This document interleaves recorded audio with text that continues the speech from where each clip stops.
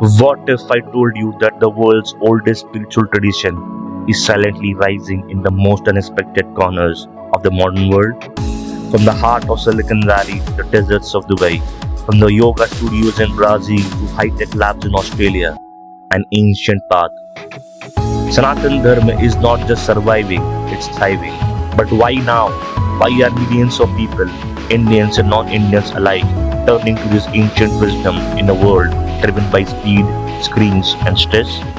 In the next few minutes, you will discover how and why Sanatan Dharma is growing across the globe, the 7 top countries where it's booming, and what this global spiritual resurgence means to you and the future of humanity. Global trends and figures. World Hindu population as of 2020 numbered roughly 1.2 billion worldwide. Nearly 94% live in Indian subcontinent, about 1.1 billion in India alone. Over recent decades, this population has grown steadily. For example, between 2010 and 2020, the Hindu population increased by about 12%. Almost all Hindus live in Asia Pacific, but the fastest percentage growth has been in Western countries and the Gulf. Pew Research notes that from 2010 to 2020, Hindus in North America jumped 55% to about 3.6 million, and in the Middle East, North Africa region jumped 62% to 3.2 million. Europe saw a 30% increase to 2.2 million. In contrast, South Asia's share of Hindus barely changed. India and Nepal still have the vast majority of Hindus, 79 and 81% of their population respectively. Top 7 countries for Hindu growth. Among individual countries, the largest increase in absolute Hindu population are found both in traditional homelands and in diaspora hubs. Here are 7 notable examples with data and reasons. India, the birthplace of Hinduism, still has the largest Hindu population by far. India's 2011 census counted about 966 million Hindus, roughly 79.8% of 1.2 billion people. By 2020, that is roughly 1.07 billion, as India's total population reached 1.37 billion. The absolute number of Hindus grew by over 100 million each decade due to population growth. In short, in India, Sanatan Dharma remains the dominant faith, and its numbers continue to rise in line with the overall population. Nepal. Next to India, Nepal has the highest concentration of Hindus. About 80 to 81% of Nepalis are Hindu, roughly 28 million people by 2020. From 2001 to 2011, Hindus in Nepal rose from 19.6 million to 21.5 million.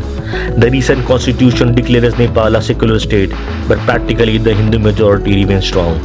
Nepal's Hindu count has increased with population growth and a slight uptick in share after years of being 80 to 81%. This growth is driven highly by the retention of cultural identity by the people of Nepal and their deep-rooted faith in Sanatan Dharma.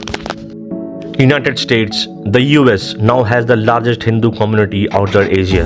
By 2020, there was about 3 million Hindus in US, roughly 0.9% of the population. This is up from roughly 1.5 million in 2010, a 55% jump. Census and surveys show Hindus in Americas are overwhelmingly immigrants or children of immigrants, mainly from India. They tend to be well-educated professionals in tech, medicine or academia. Community institutions, temples, cultural centers, schools have multiplied. For example, the Hindu Temple Society of North America in Queens, New York is one of the oldest in the country. This growing base means Hindu festivals, Diwali, Holi, Navratri, etc. are now observed with public celebrations across many US cities. Australia. Hinduism is Australia's fastest growing religion. The 2021 census found 684,000 Hindus, 2.7% of Australia's population, up sharply from 440,300 in 2016. In the past 25 years, Hindu share went from 0.14% in 1986 to 2.7% in 2021. All major cities now have Hindu temples: Sydney, Melbourne, Brisbane, etc. Canada. Like its neighbor, Canada has seen rapid Hindu growth. In the 2021 census, 2.3% of Canadians, about 8 lakh people, identified as Hindu, up from 1.5% in 2011. The absolute number roughly doubled over that decade. Most Canadian Hindus live in urban areas like Toronto, Vancouver and Montreal. Pew notes that between 2011 and 2021, the Hindu share went up from 1.5% to 2.3%. Hindu temples, schools, and organizations are active nationwide. United Kingdom. The UK is home to about 1.1 million Hindus, 1.6% of its total population as of in 2020. Today, British Hindus run hundreds of temples and hold vibrant festivals. The UK's Hindu population comes mostly from India, Sri Lanka, and Uganda. One of the first modern temples was built by East African immigrants. Gulf countries, UAE and Oman. Among Middle Eastern nations, the United Arab Emirates and Oman have the fastest Hindu growth. Together with Saudi Arabia and others, they host millions of South Asian workers. Pew reports about 1.1 million Hindus in the UAE by 2020. In Oman, official estimates put Hindus at 259,000 people, 5.5% of Oman's 2020 population. In the last 20 years, these numbers have soared. For example, Omani Hindus may have grown from under 1 lakh in 2000 to over 250,000 today. These Gulf communities also build temples. Recently, India's PM Modi inaugurated the first Hindu temple in Abu Dhabi in 2024. Beyond these seven, many other countries have seen Hinduism rise. Even places with tiny Hindu minorities are seeing big percentage gains. For example, Brazil's Hindu community jumped from mere 2,900 people in 2000 to over 21,000 in 2020, a 627% increase. Most Brazilian Hindus belong to movements like ISKCON or the Anand Marg. Similarly, countries like South Africa, Mauritius, Trinidad and Tobago have long Hindu presence from 19th century migrants. And while their shares have stabilized or slightly declined, the diasporic spread of Sanatan Dharma continues. Why is Sanatan Dharma rising? Sanatan Dharma isn't spreading through missionaries or mass conversion drives. It is rising because the world is remembering. People from every background, scientists, seekers, yoga teachers, and even those disillusioned by dogma, are turning towards a spiritual system that accepts contradictions and calls it divine. A philosophy that embraces all, even atheists. Unlike many religions, Sanatan Dharma doesn't demand belief in a particular god. In fact, it says, truth is one, but the wise call it by many names. In Sanatan Dharma, a person who believes in a form, like Shiva or Krishna, is Hindu. A person who worships the formless, like Brahman, is also Hindu. A person who denies the existence of God but pursues truth through dharma, karma, or self-inquiry is still Hindu. This freedom of thought is rare. It doesn't force a uniform belief. Instead, it allows each soul to evolve at its own pace. And that liberating truth is now touching the hearts of millions worldwide. The world is getting tired of rigid labels. People today are tired of division, tired of them versus us. Sanatan Dharma doesn't label you as saved or damned. It simply says you are divine. There is no need to convert to Hinduism to understand or follow its ways. You can be a Christian doing yoga, a scientist practicing meditation, or an agnostic chanting Om and still resonate with the essence of Sanatan. This non-exclusive, all-embracing nature has made it spiritual sanctuary for people in countries like the US, Brazil, Australia, and the UK. Ancient wisdom meets modern minds. What makes Sanatan Dharma a global hit is how modern it actually is.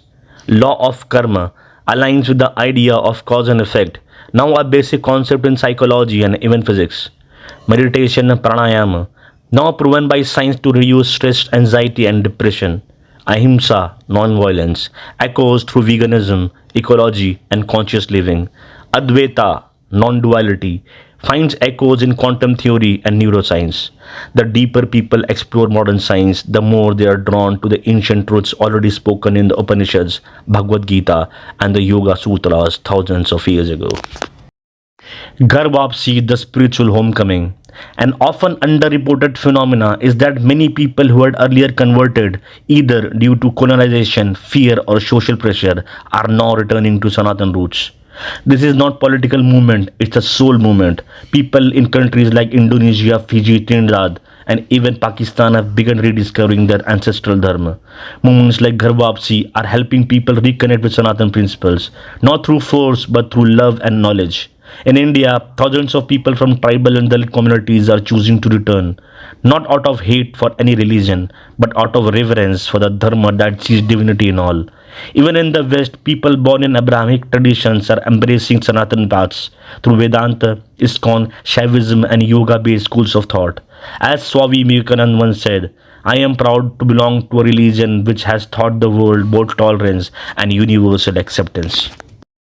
No founder, no book, no one way, just eternal truth. Sanatan Dharma is not based on one man, one book, or one moment in history. It is eternal. It believes that truth was never created, it is always discovered. And every human being, regardless of caste, color, or culture, has a right to that truth. That's why it is not surprising when a Brazilian yoga teacher chants Om Namah Shivaya with tears in her eyes, and a London banker fasts on Ekadashi and reads the Bhagavad Gita. A Canadian child of Indian immigrants celebrates Diwali with pride and devotion. Conclusion and reflection. For the audience, the takeaway is that Hinduism or Sanatan Dharma, though ancient and local in origin, is very much living global tradition. Its numbers have swelled from roughly 1 billion at the turn of the millennium to well over 1.2 billion today. Countries leading the rise include India, US, Canada, Australia, the UAE, Oman, and the UK. Each has its own story. For example, Australia's Hindu share went from 1.1% in 2016 to 2.7% in 2021, and Canada from 1.5% to 2.3% in the last decade. But all reflect a common theme: Hindus are moving, settling, and flourishing worldwide. As historian Ramchandra Guha once observed about India's post-independence journey, India's impact on the world is as much cultural as it's economic or political. In today's context, that cultural influence includes Sanatan Dharma's presence overseas, whether through vibrant temples in Queens or Johannesburg, or through millions watching holy festivals in London or New York. Hinduism's global rise is an unfolding story of faith, migration, and connection. It reminds us of the Sanskrit ideal Vasudhaiva Kutumbakam: the world is one family, a worldview that lies at the heart of Sanatan Dharma and seems fitting for a faith not truly worldwide.